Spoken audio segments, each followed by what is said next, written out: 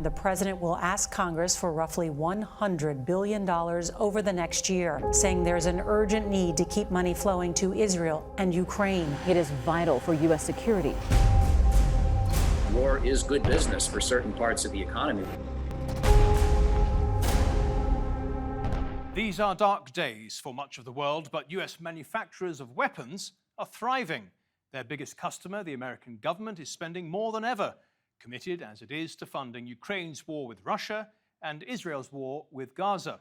The big five weapons makers have seen their share prices rise and can afford to spend a fortune lobbying politicians. The often hard-up American taxpayer has to pay for much of this military spending, which begs the question, is it worth it? We stand for the right of people to live free of tyranny, but we stand for the defense of democracy. For such defense matters to us because it keeps peace. The United States, together with our allies and partners around the world, will continue to stand with the brave people of Ukraine as they defend their sovereignty. We stand with Israel. We stand with Israel. When the US president stands by his allies, he's essentially making a pledge on behalf of the country that must be paid for by the American taxpayer. And boy, do they pay. Under Joe Biden, the annual defense budget has swollen to a record $886 billion. That's about $2,500 for every man, woman and child in America. Now, about half the US defense budget goes to maintaining the US military, paying the salaries of soldiers and other expenses. The other half is spent buying weapons and services from private companies like Lockheed Martin, RTX, Boeing, General Dynamics and Northrop Grumman. These are the so-called Big Five US defense manufacturers who get the lion's share of government contracts. They make fighter jets, armored vehicles, drones and other types of weapons and equipment, including the key components for Israel's missile defense system, the Iron Dome. We're surging additional military assistance, including ammunition and interceptors, to replenish Iron Dome. We're going to make sure that Israel does not run out of these critical assets. The US defense sector as a whole receives over $400 billion a year from the US government and manages to sell another $200 billion worth of weapons to other countries. These companies are so profitable that they can afford to pay their CEOs well over $20 million a year. They can also afford to hire lobbyists, lots of them. According to one report, the entire defense sector employs about 700 of them, which is more than one per member of Congress. About 3/4 of these lobbyists once worked for the federal government and are nicknamed revolvers for reasons best explained by Senator Elizabeth Warren, who's very suspicious of the entire sector. So right now they have built this great revolving door between the Department of Defense and the big contractors. And they want that revolving door to keep spinning because it helps them with their profits. And with those profits, they can afford to donate millions of dollars to members of Congress. These are the top 10 recipients. Republicans in red, Democrats in blue, roughly an even split. Chuck Schumer, as the Senate Majority Leader, may well be the most influential, but they're all important because they all have one vote. And as they say in Washington, the president proposes, Congress disposes. In other words, Biden may ask for a massive defense budget, but it's Congress that votes to decide how big that budget is. In Chuck Schumer, the president has a powerful ally.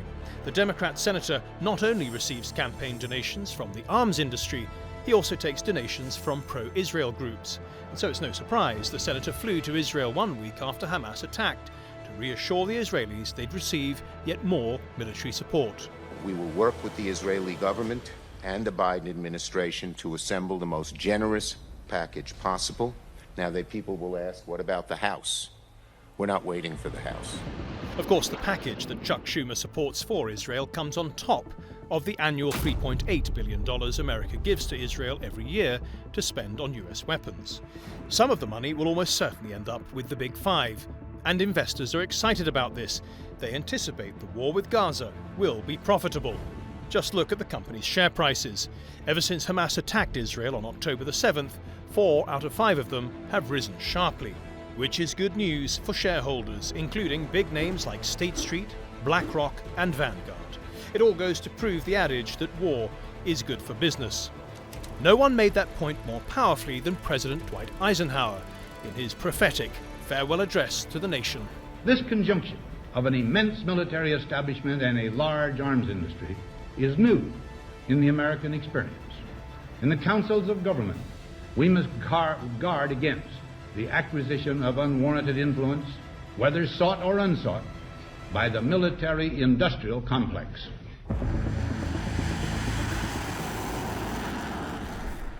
Okay, let's bring in our first guest. And today we have Professor David Des Roches. He is a former soldier and civil servant with extensive experience at the Department of Defense. David, thank you for joining us. For a country that's not officially at war, do you really need to be spending a record amount of money on the military budget? It's a really good question. And the military budget is generally misunderstood. First off, a lot of military spending doesn't directly impact war fighting functions. So we have a professional army that compete in a tight labor market. So we have to pay competitive salaries. We spend tens of millions of dollars just on recruiting costs. We also have a rather significant health care bill for our military members, their families, and their retirees, which in many other countries is part of the Department of Health or something like that. But that being said, there are a lot of extremely expensive weapons programs, one of which, the Joint Strike Fighter, I think, is equal to the gross domestic product of Spain. The argument is always that this is deterrence, and, if deterrence is untested, then it succeeds. But clearly, we're at the point where many in America think that we're trading off, we're making the wrong trade-offs, and that we might be building the wrong capabilities. I don't think many people would begrudge paying soldiers what they're worth and healthcare and so on. But what we're talking about today is the nearly 55% of the budget that goes to private weapons makers, and their share prices are up. The CEOs are being paid a fortune. Their revenues are at record levels. I think what people want to know is, are those sorts of private weapons contractors now too powerful in the United States, much in the way President Eisenhower warned back in the early 60s? Yeah, it's a fair question. I mean, when the Cold War ended, we saw a consolidation of something like 32 major weapon companies down to like 5. And the fear is that we may become at a much larger scale, something like France, where there's basically one shipbuilding company and one aircraft company, and it's hard to tell when the French government stops and Dassault begins. And then you get the inevitability of agency capture. So that is a very real concern. I can tell you that Americans are very attuned to it. So, for example, it was widely thought by many, including me, that Michelle Flournoy was going to be the Secretary of Defense in the Biden administration, but she was opposed by many Democrats because of her ties in private industry and the weapons industry. At the end of the day, though, we've kind of come to this realization that there has to be some level of partnership, because the requirements for modern weapons, security clearances, technology and all that, it's too much generally for most private companies to do on their own, and the government does it too inefficiently. It's kind of surprising. So if you look at I beg your pardon. Well, I was going to say it's kind of surprising that anyone would be concerned about people's military links when you consider there are so many lobbyists, and they are paying. Well, they are lobbying so many of the Congress people. They're paying so many of the Congress people donations for their campaigns. That is the level of interconnectedness that people are worried about. They're calling many of those lobbyists revolvers because they used to work for the federal government. I mean, there is a danger there, isn't there, of the big five misleading the United States government into spending that it doesn't need to do? Well, that is a flaw in the U.S. government that is not just confined to the Defense Department, but actually the biggest example of that was going the other way when you saw a defense lobbyist for a big five defense company become the Secretary of Defense. That was Mark Esper.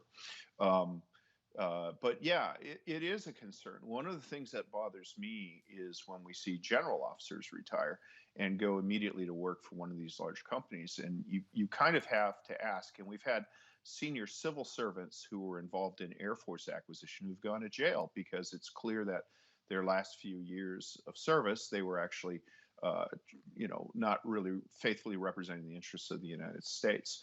But again, this lobbying is a problem across the entire federal government. It's common in finance, in healthcare. It's common in every industry.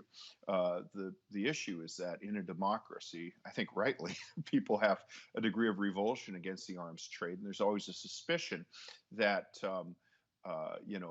do people have a financial incentive to stir up conflict? I don't think that's the case because what we're seeing in the wake of the Ukraine war especially is that it's very hard for them to ramp up production.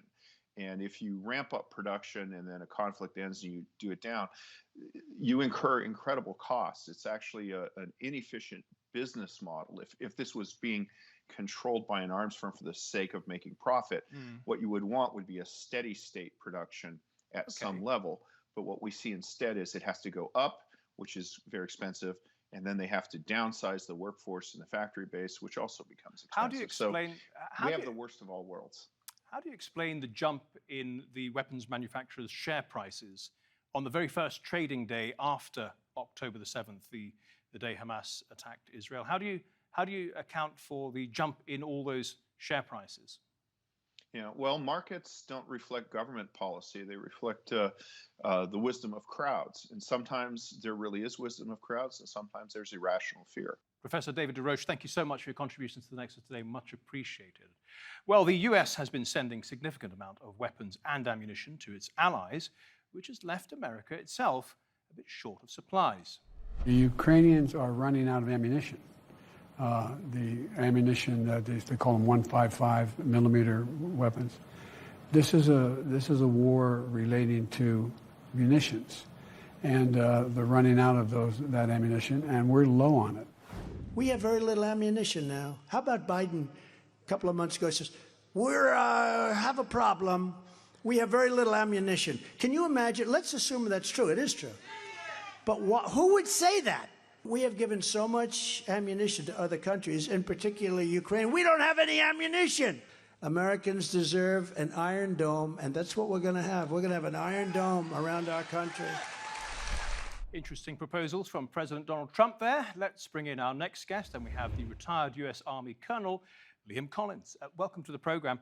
Let me ask you, first of all, about whether or not the United States has left itself vulnerable by sending so many supplies, in particular ammunition, to its allies. No, absolutely not. I mean, this is something the U.S. has done for a long time. And if you look at, who are the threats to the United States, Russia is right up at the top of that list. And by supporting the war effort in Ukraine and depleting Russia's capability, it's actually making the U.S. more safe, because that is a threat that is just cannot threaten the United States and its allies outside of Ukraine. Well, in particular, those 155 millimeter ammunition, it seems that President Biden and former President Trump were a bit concerned about running out of that. Yeah, without a doubt, this war has shown that our theory of war and the stockpiles we have are just not sufficient. Even during the war in Iraq, we were not able to gear up into wartime production for things such as up-armored Humvees. And so this has shown we really don't have that capability, and better to learn it now when we are not actively fighting the war and our allies are doing it. But it does show we have a significant shortfall in the U.S. capability to produce these things.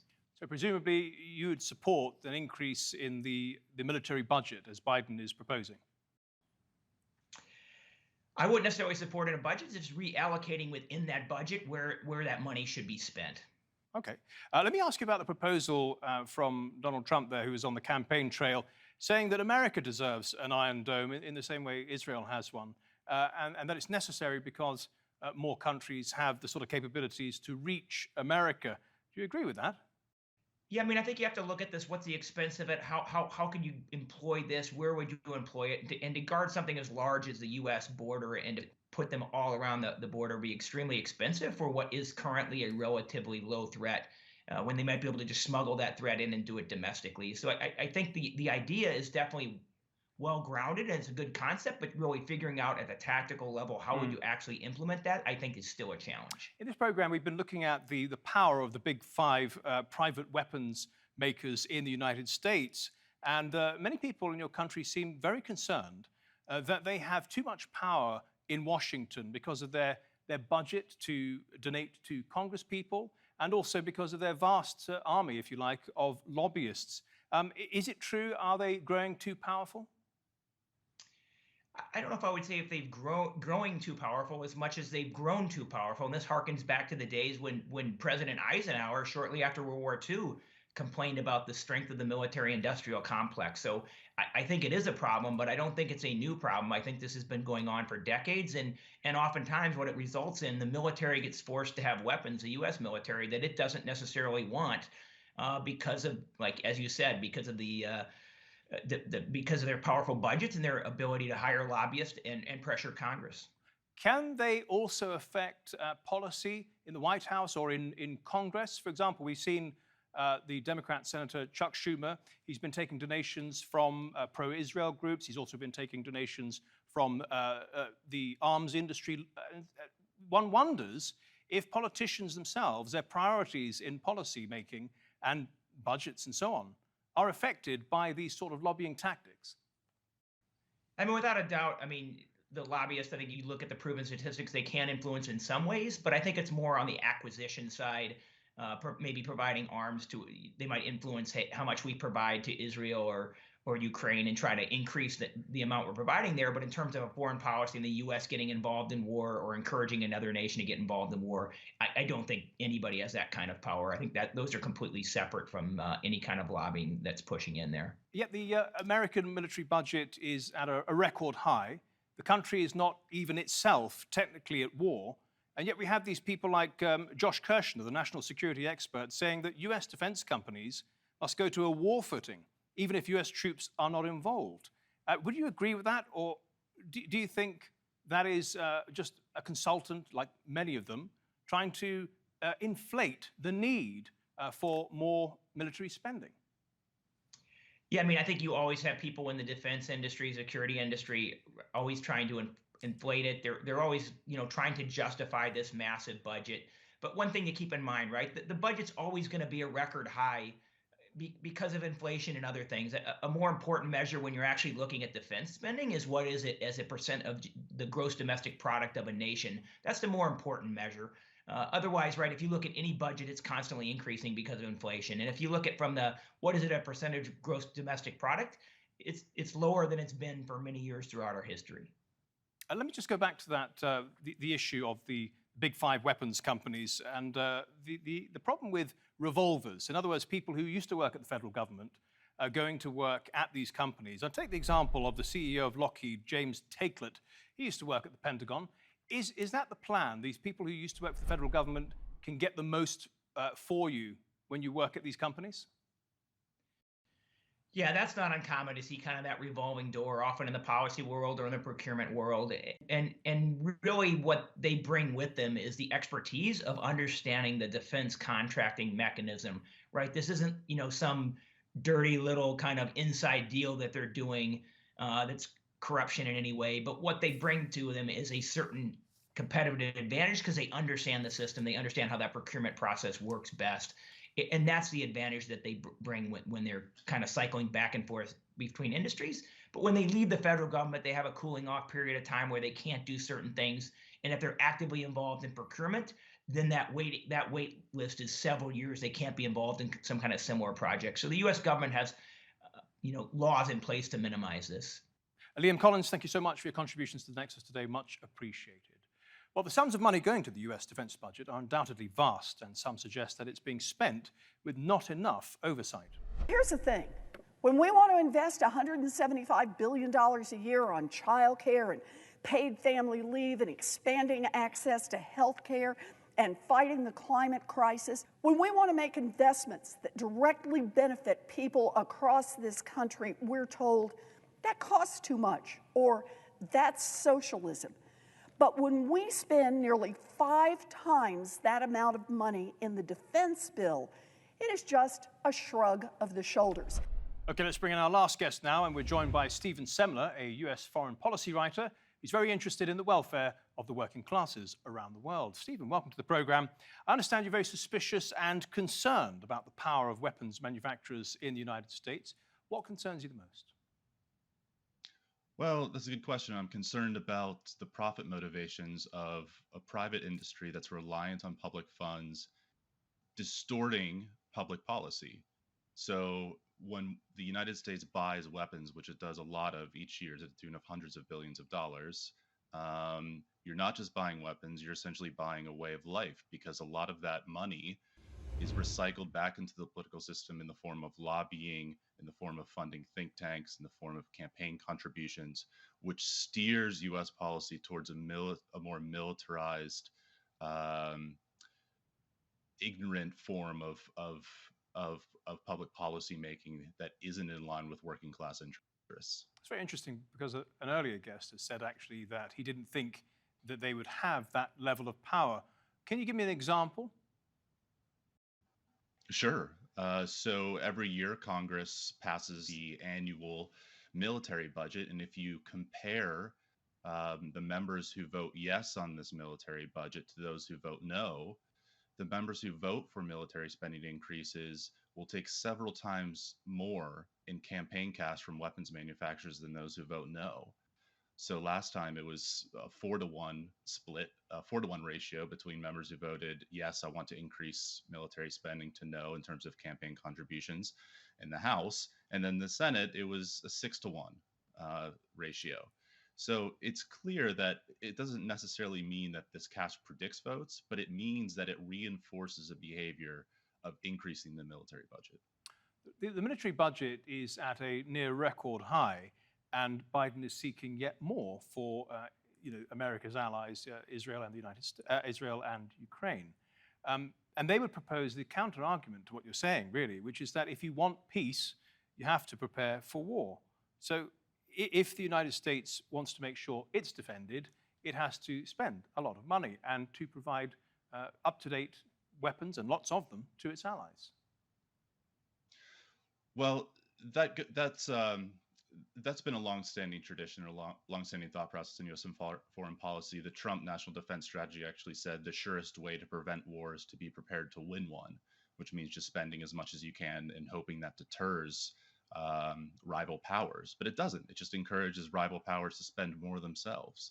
So even if the U.S.'s interests are purely defensive in this military spending spree, it's not interpreted that way in Beijing, in Moscow, or anywhere else.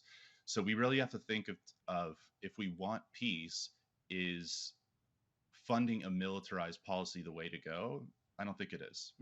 It's interesting you mentioned Trump, but of course, under Joe Biden, who's from the Democrat Party, which is supposed to be all about equality, equity, civil rights, and all those sorts of things. Under Joe Biden, these big five weapons makers have actually sold more to foreign countries than under the peak of Donald Trump.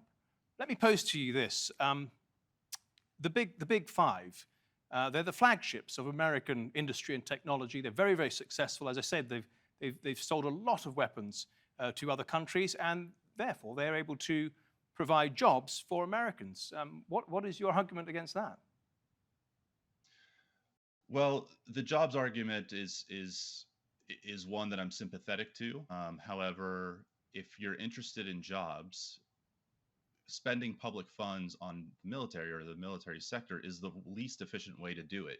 You get far more jobs per $1 million invested if you invest in education, if you invest in public health, if you invest in clean energy or infrastructure.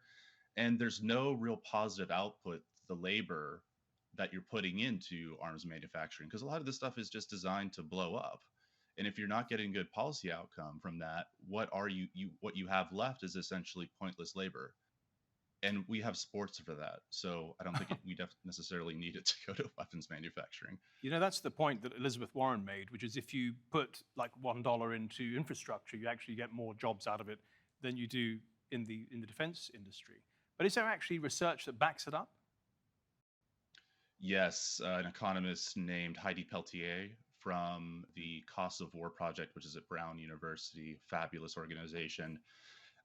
They've done a ton of research on that and essentially break it out in terms of the expected job output, both direct and indirect job output. And time after time, they update their studies every year or so.